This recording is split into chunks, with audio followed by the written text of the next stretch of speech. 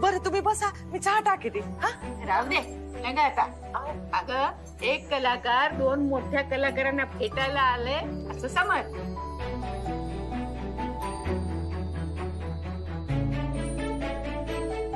अरे तुमच्या मेहनतीमुळं तुमच्या पाठिंब्यामुळं हा सोनियाचा दिन उजाडलाय. बरोबर बोलताय तुम्ही आजी. चला आता मग बॅग भरा, चला निघायचं.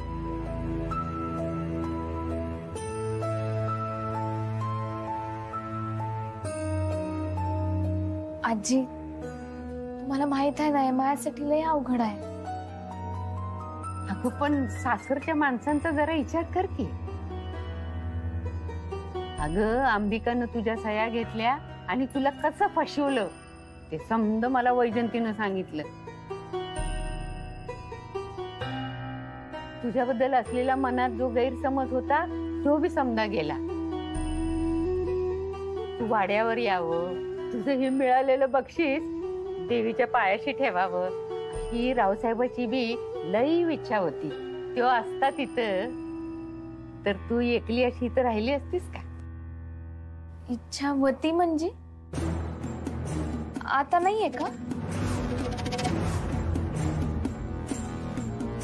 आणि रेणुका त्यांच्या घरच्यांचं काय? मला दादांशी बोलायचं. मुक्ता तू दादांशी बोलू शकत नाहीस. म्हणजे अगं दादा घरी नाहीयेत.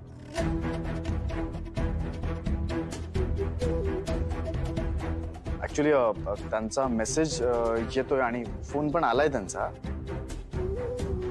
पण ते कुठे आहेत आणि घरी कधी येतील हे माहित नाही.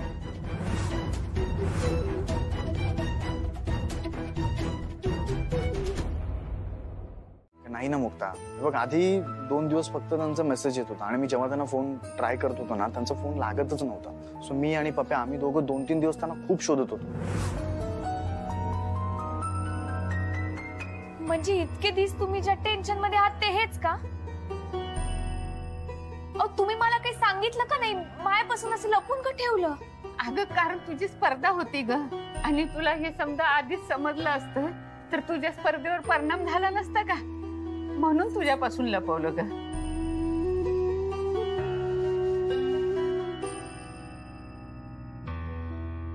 एवढा त्रास सहन करून एवढं सगळं चालू असताना मी माझ्या स्पर्धेला येऊन माझ्या पाठीशी उभं राहिलं.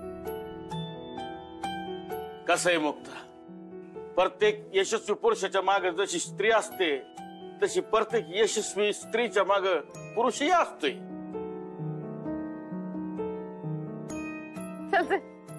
बॅग भर आता निघायचं. आजी दादा आल्याशिवाय मी कशी येऊ? अगं तू घरी चल, तुझ्या पायगुणामुळे रावसाहेब बी लवकर घरी परत येईल.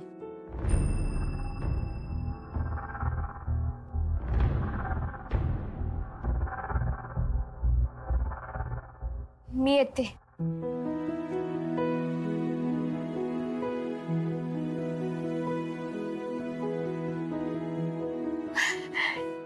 शाबास शाबास पोरी. सारंग आधी वैजंतीला फोन ला सांग मुक्ता येते या घरी. हो आजी लगेच सांगतो. मुक्ता बॅग भर, चल लवकर घरी. समधी जण वाट बघतात ग कधीची.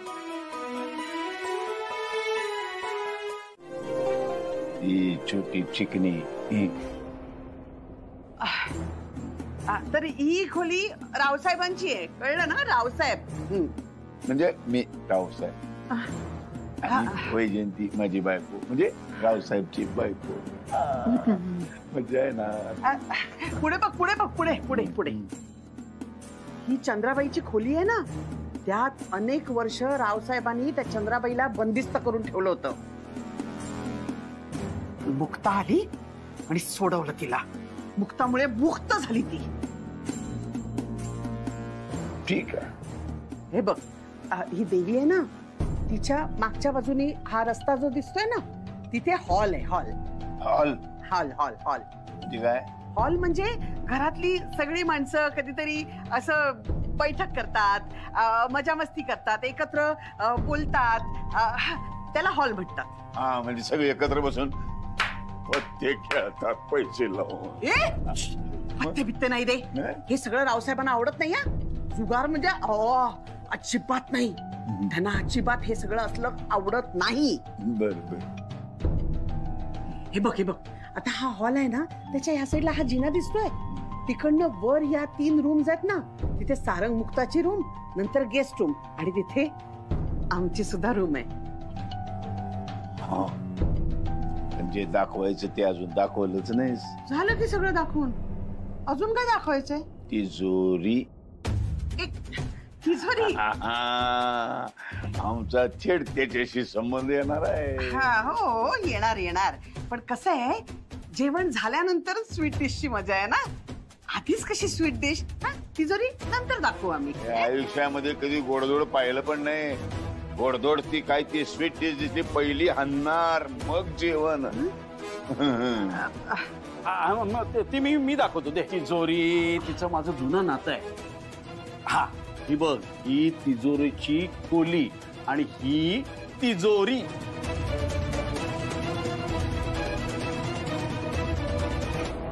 ना त्याच्यावर अगदी डोळे बंद करून विश्वास ठेवतात आणि आपल्या प्लॅनला सगळ्यात जास्त धोकं त्या मुक्तापासून आहे. अगं पण तिला तर रावसाहेबांनी घराच्या बाहेर हाकललेलं आहे. आता मी जाणार रावसाहेब बनून, मग तिला घरामध्ये घेण्याचा प्रश्नच येत नाही. हो पण ती मुक्ता स्पर्धा जिंकून आली आहे आणि तिच्या बरोबर तो सारंग आहेच. त्याशिवाय वैजंती, भाऊ, ती आजी सगळे जण तिला डोक्यावर घेऊन नाचणार. म्हणजे झालेलं सगळं विसरायला वेळ लागणार नाही. पण शेवटचा निर्णय रावसाहेबांचा, म्हणजे काशाचाच असणार ना. तो कशाला तिला घरात ठेवेल? हे बरोबर बोलली. अरे आपल्याला रावसाहेबांच्या मेंटॅलिटीचा विचार करायला पाहिजे ना. तिने स्पर्धा जिंकली आहे, त्यांचं स्वप्न पूर्ण केलंय, म्हणजे ते लगेच तिला घराबाहेर जा असं बोलणार नाहीत. उलट सगळं माफ करून तिला घरातच ठेवतील. म्हणजे तिला मी माफ करून टाकायचं? नाही, तिला घरात ठेवणं हे तुझ्यासाठी घातक आहे. ती दोन्हीकडनं बोलती तू. आता ह्यो म्हणतो घरामध्ये ठेवायचं, ती म्हणते घराच्या बाहेर राखलायचं. काय ते दोघांनी ठरवा दे आणि मग मला सांगा काय करायचं ते. अरे म्हणजे ती आली ना स्पर्धा जिंकून की फक्त एक फॉर्मॅलिटी म्हणून अभिनंदन वगैरे करायचं, पण मागचा राग डोक्यात ठेवायचा. वेळ आली ना की तिच्याशी लढायचं आणि हाकलून द्यायचं. लढायला काय आपल्या डाव्या हाताचं मळ आहे, असं मुक्ताला लढून हे आत्ता नाही, हळूहळू सगळं कसं दमानं. हे बघ असं तू सांगत जा, बस इशारा करत जा, मी नडत जातो.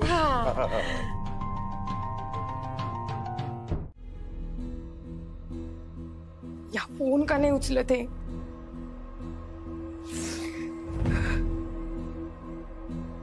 ऋषी प्लीज फोन उचल.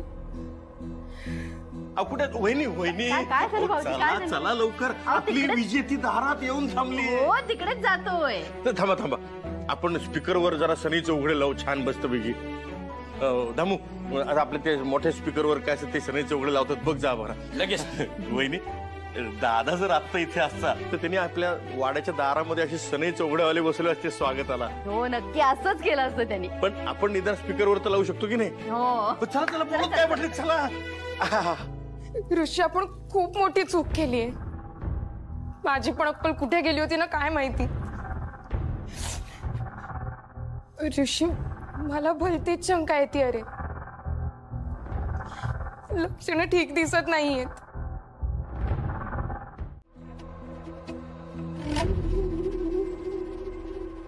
मुक्ता थांब. अगं हे तुझं घर आहे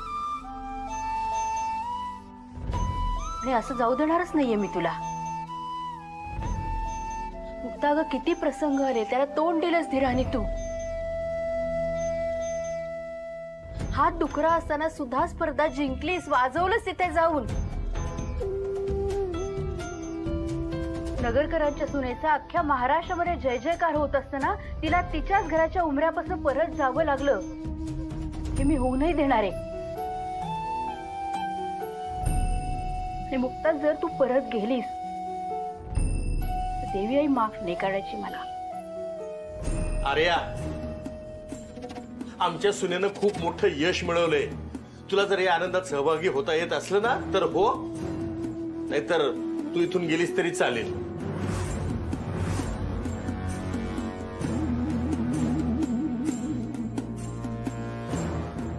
का काय चुकलं तिचं?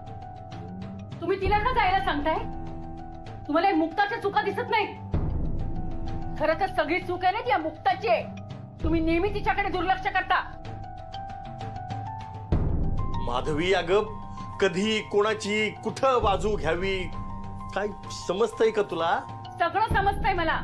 मी या आर्याची बाजू घेत नाहीये, तर दादांच्या बाजूनी बोलते. आता जर का इथे दादा असते ना, इथे दारातच तिचं अभिनंदन केलं असतं आणि तिला घालवून दिले असते.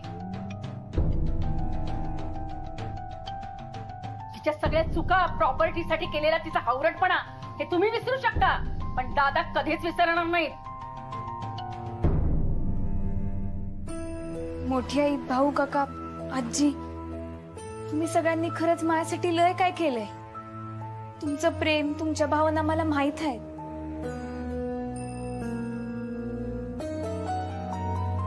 तुम्ही बाहेर या, मी तुम्हाला वाड्याला एकत्रच नमस्कार करते आणि निघते.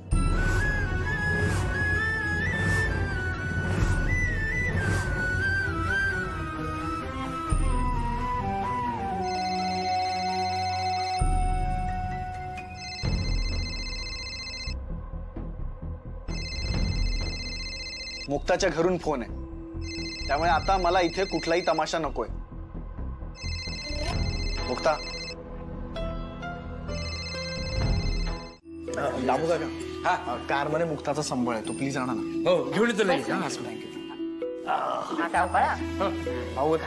अरे ठेव ना.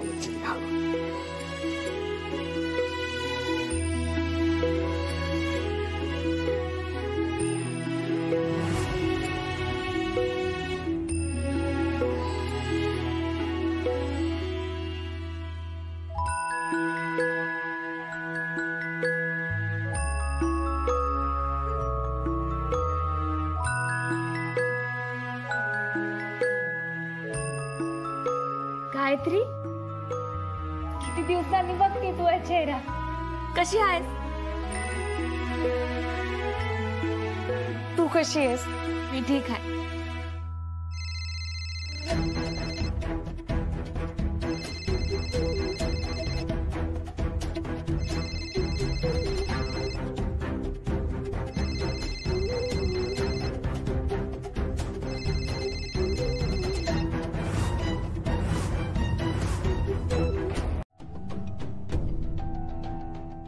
आणि एवढं वागूनही तुम्ही तिला घरात कसं घेतलं? ए बास, तू तर एक शब्दही बोलू नको. रेणुकाताई, मी तुमचा तर समजू शकते, पण काय काय पण काय पण आणि प्लीज असा केविलवाणा चेहरा करून एखादी इमोशनल स्टोरी बनवून ऐकू नकोस आम्हाला. आणि हिला हिच्या स्वार्थीपणामुळे दादांनी घरातून बाहेर काढलं होतं ना, मग ते घरात नसताना हिला घरात कसं घेऊ शकतात तुम्ही? अगं मी तेच म्हणते ना, पण वहिनी का ऐकायलाच तयार नाहीत.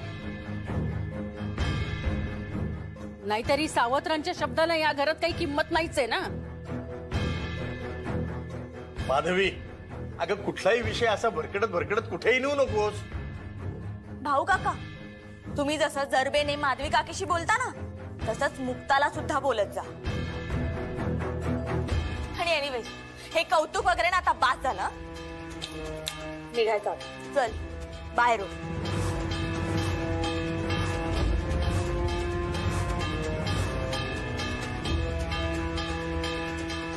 आई, आई तू हिचं तोंड बंद करतेस की मी करू? तोंड बंद करणार म्हणजे? ए, मी बोलणार हा. मी बोलणार पण, आणि हिला घरातून हाकलून पण देणार. रेणुका, मुक्ता कुठेही जाणार नाही. अगं आई, तू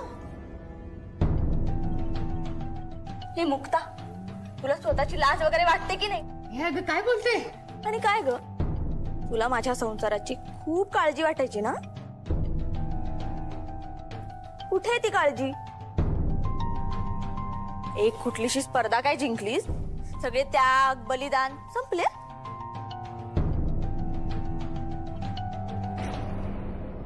मोठी आई, मी जाते. दादा आल्यावर आपण जो काही निर्णय आहे तो घेऊया. एक मिनिट मुक्ता,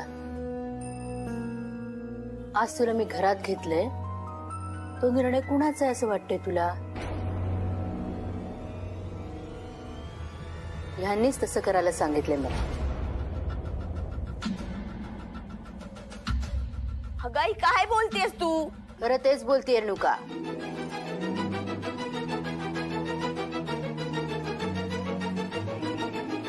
किती छान ओळखलं नाही आपण सगळ्यांनी मुक्ताला. हा, जिची संपत्ती म्हणजे घरातली माणसं आहेत, जिचा पैसा म्हणजे माणसांच्या चेहऱ्यावरचं हसू आहे आणि प्रॉपर्टी म्हणजे त्यांचा आनंद आहे, अशा मुक्ताच्या नावाने एक नोटीस आली आणि आपण सगळ्यांनी विश्वास ठेवला लगेच त्याच्यावरती. आहेच ना. तुम्हाला सगळ्यांना भेटण्यासाठी व्याकुळ झालो होतो मी.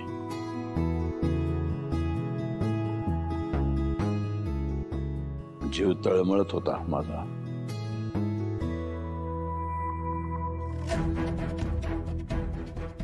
खरं तर इथल्या सुखासाठी ऐश करण्यासाठी तडपडत होत.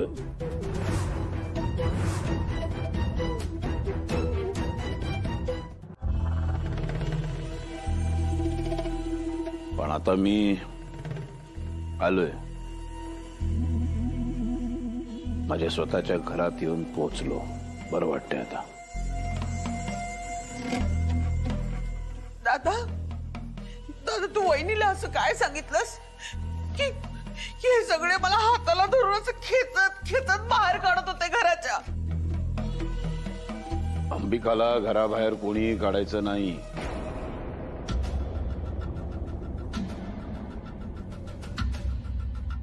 हो पण दादा, हिने मुक्ता वहिनीसोबत जे काही केलंय त्यानंतर पण तुम्ही असं बोलताय? अंबिकाने आधी काय केलं त्यापेक्षा आत्ता माझ्यासाठी काय केलंय ते जास्त महत्वाचं आहे. ते तुम्हाला माहित नाहीये म्हणून बोलताय तुम्ही.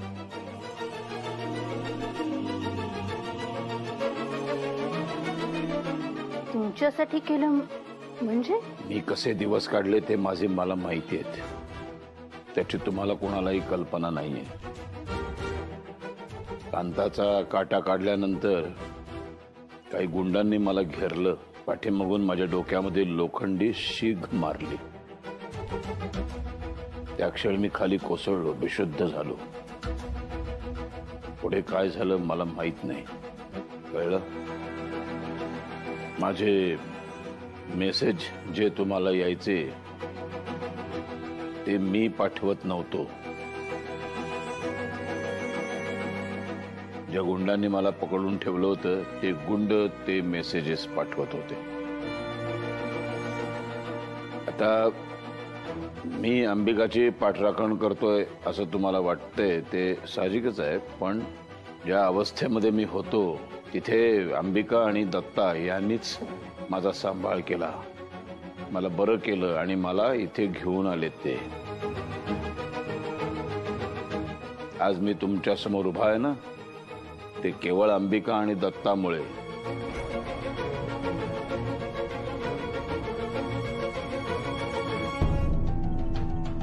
त्यामुळे कोणी यांना घराबाहेर काढायचं नाव सुद्धा घ्यायचं नाही.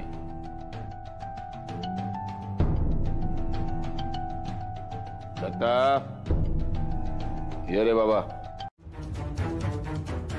दादा, मला काय वाटतंय की आपण एकदा नीट विचार करायला हवा. कारण ह्यांना काय अनेकदा पश्चाताप झालाय, पण त्यानंतर सुद्धा हे कसे वागले ते आपल्या सगळ्यांनाच माहिती आहे. सो सारंग, लहान आहेस तू, माफ करायला शिकलं पाहिजे. दे बघ, माफी मागतायत ना, हात जोडलेत त्यांनी. मग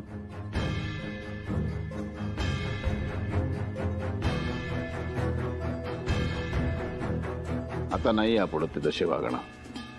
अरे आता पुन्हा असं काही करणार नाही ना रे. बघ, नाही म्हणतायत है ना. मन मोठं कर बाळा, मन मोठं कर आणि सामावून घे त्यांना सुद्धा. एवढं छान घडलंय मुक्ता, स्पर्धेमध्ये विजयी झाले, मी घरी आलोय, मग आनंदामध्ये सगळ्यांना सामावून घेऊ आपण. आता ते झालं गेलं विसरून जाऊ. ते काय म्हणतात ना, क्षमा, शांती, भूषण.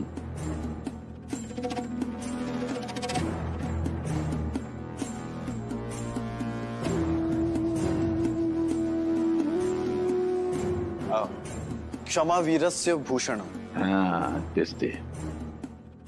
काय झालं, इथे शीग मारल्यामुळं छोटा मेंदू धक्का लागला, विसरायला होतो. तुम्ही माफ करा पण त्याला. ऐका माझं. ठीक आहे, तुमची इच्छा आहे ना, माझी काही हरकत नाही.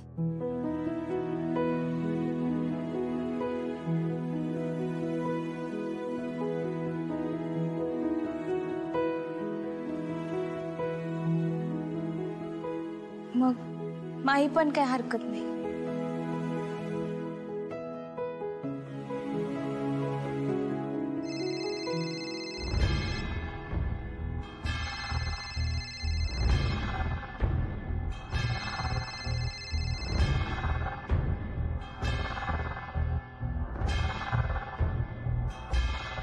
रेणुका,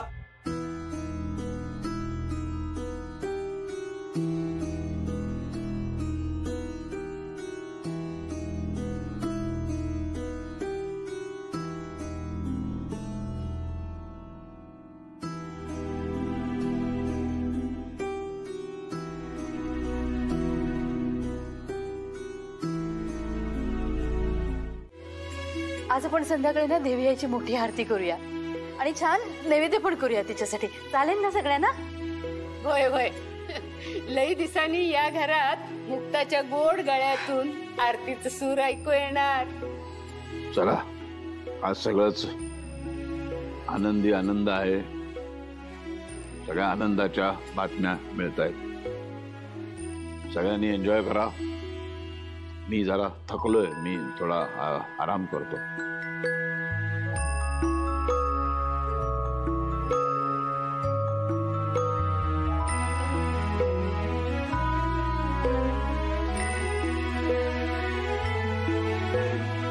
माधवी, हा, जया आणि गायत्री मदतीला घे आणि देवी यासाठी नैवेद्य कर. चला.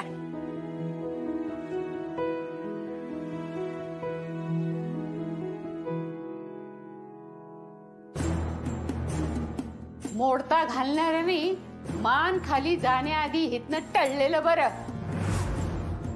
आर्या, या आता.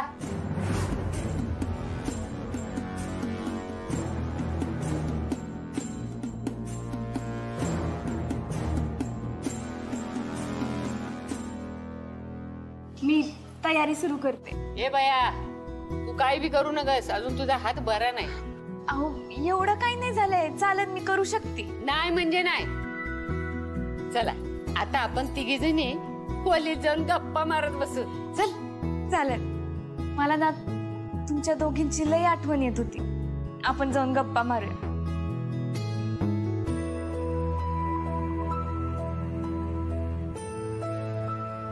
वैजंती, कुणीकडे ध्यान चाललंय तुझं? नाही, मला ना यांचं वागणं जरा खटकतंय. म्हणजे यांची सगळ्यात मोठी इच्छा काय होते की मुक्ताने ही स्पर्धा जिंकावी. मुक्ता जिंकले, ट्रॉफी समोर आहे, मुक्ता त्यांच्या समोर उभी आहे, तरी ते तिच्याशी काहीच का बोलले नाही.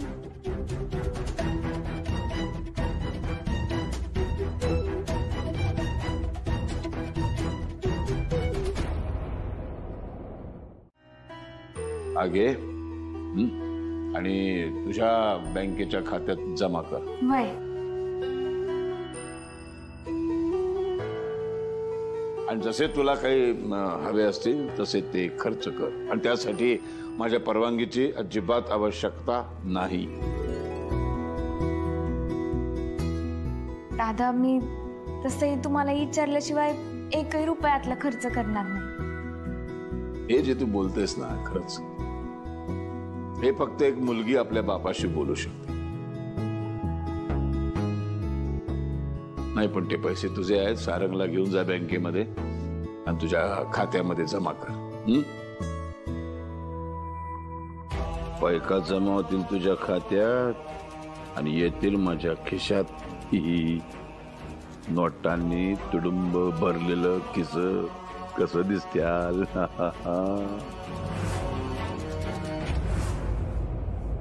मुक्ताला संभळ वाजवायची परवानगी द्यायला हवी होती ना लगेच. सांगणार कोण? स्वप्नामध्ये येऊन काय सांगितलं काय मला तू? मग सांगत नाही काय नाही धड, नंतर बोंबलायचं नाही. ते चुकलंच जरा माझं, म्हणजे राहून गेलं ना माझ्याकडनं. पण भाऊला परवानगी देताना जरा धाक दाखव, म्हणजे असा धाक. तुझी कशी भीती वाटली पाहिजे ना त्याला, तुझा धाक राहिला पाहिजे. वाजीव वाजीव नाही, वाजीव नाही, वाजव वाजव. अहो येताय ना आरती करायला?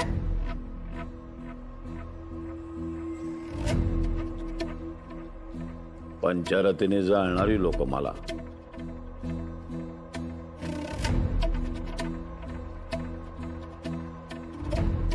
या ना दादा.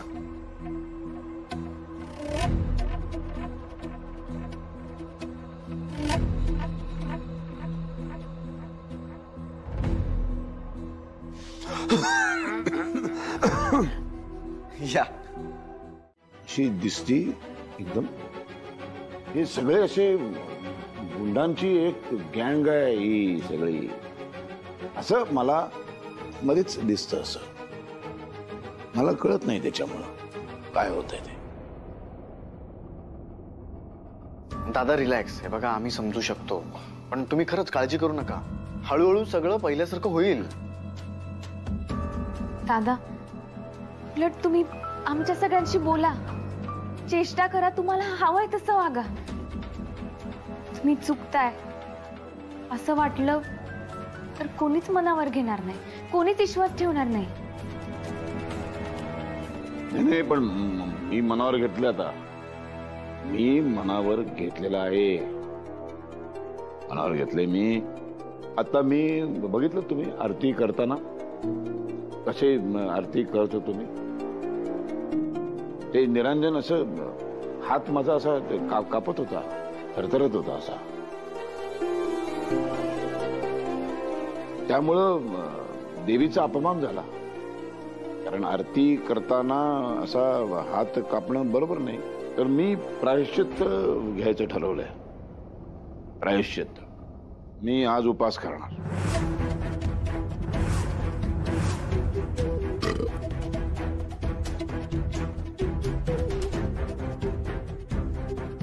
अहो काय बोलताय तुम्ही?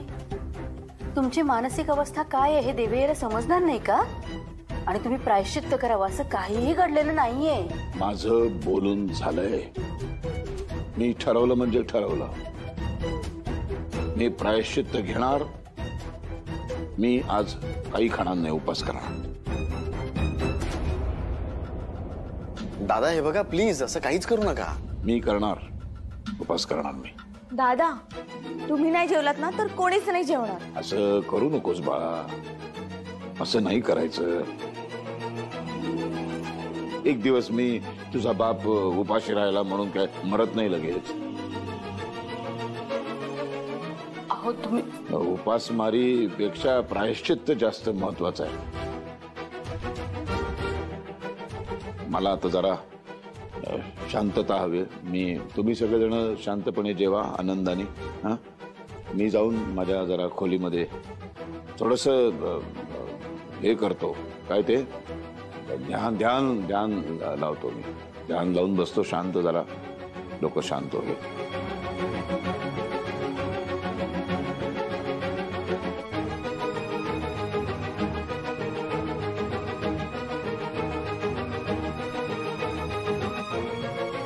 पण ना त्यालाही छोट्या छोट्या गोष्टी मनावर घ्यायला लागल्यात.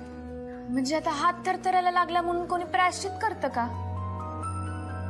आपण पण ना ते उपाशी असताना जेवणं बरोबर नव्हतं वाटत. हो, पण जर आपण जेवलो नसतो तर त्यांना आणखीन वाईट वाटलं असतं ना. ही खरंच आहे. मुक्ताताई, माझ्या घरच्यांमुळे तुला खूप त्रास सहन करावा लागला.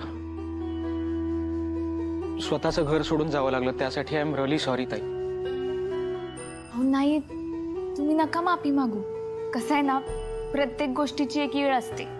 येळ आधी काही मिळत नाही, ती येळ येऊन द्यावी लागते. वहिनी, तू आता कोणत्याच कारणासाठी हे घर सोडून नको जाऊ का परत. हो. बरं, आम्ही उद्या सकाळीच निघू आणि आमच्या नवीन आयुष्याची सुरुवात करू. पण रेणुकाताई, तुमच्या घरच्या निश्चयीचा राग अजिबात मनात ठेवू नका. नव्याने सुरुवात करा. हो, मी सगळं विसरून जाईन आणि या नवीन आयुष्यात माझं घरच्यांशी ना भांडण असेल ना कुठली तक्रार. मला तुझ्याकडून जी शिकवण मिळाली आहे ना, मी तशीच वागेन. माझ्या घरच्यांना खूप जीव लावेन आणि आता सगळं चांगलं होईल.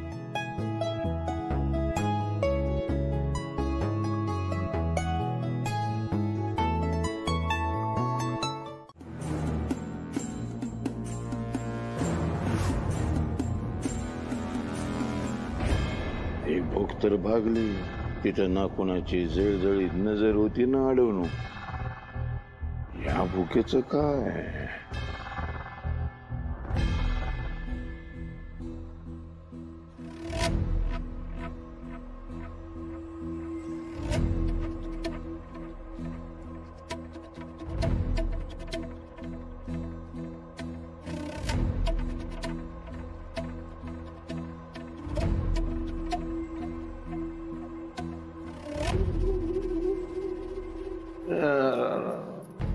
बर ठीक आहे, झोपा झोपा.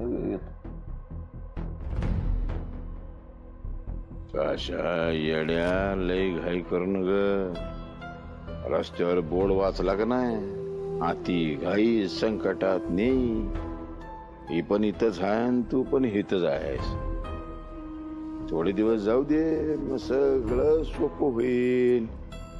उगा घाई करून संधीची माती करू नको, कळलं का? बस.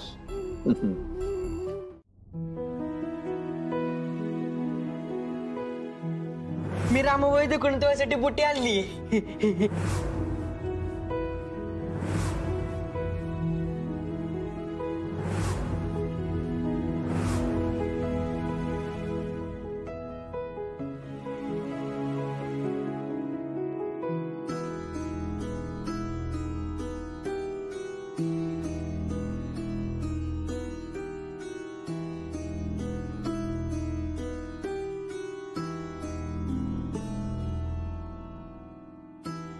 घरची आठवण येते का? वय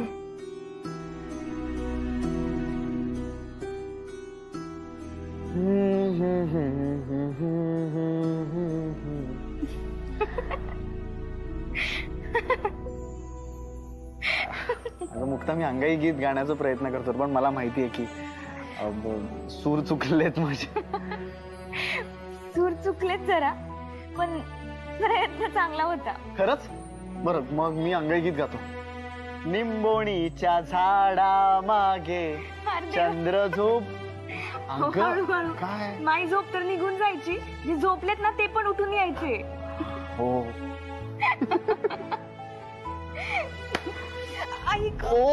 सॉरी नाही, मुक्त म्हणजे मलम कुठे? हा बघ. मुक्ता, अगं असं कसं ठीक आहे यार? अगं खरंच मी नेहमीच्या सवयीप्रमाणे.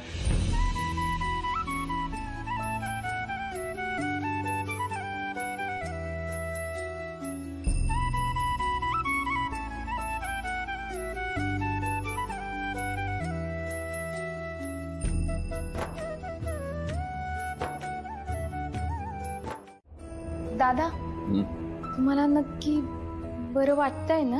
मला काय दाढ भरली?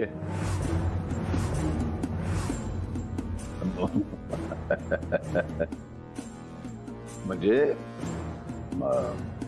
एवढी चांगली सासू सुनेची जोडी माझ्यावर प्रेम करणारी, मला जीवापाड जपणारी असताना मला काय होणार आहे?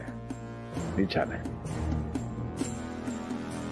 काल रात्री जो प्रसंग घडला त्याच्यानंतर जे मला वाटतं ना ह्यांच्याबद्दल, ते मला कुणाला सांगताही येत नाहीये, मुक्ताला सुद्धा नाही. तुझा हात कसा आहे? बरं आहे. दादा मामा, तुम्हाला हे दाखवायचं होतं. दाखव दाखव. या काही एंट्रीज आहेत आणि त्यातलं टोटल अमाऊंट, यामध्ये ना काहीच ताळमेळ लागत नाहीये.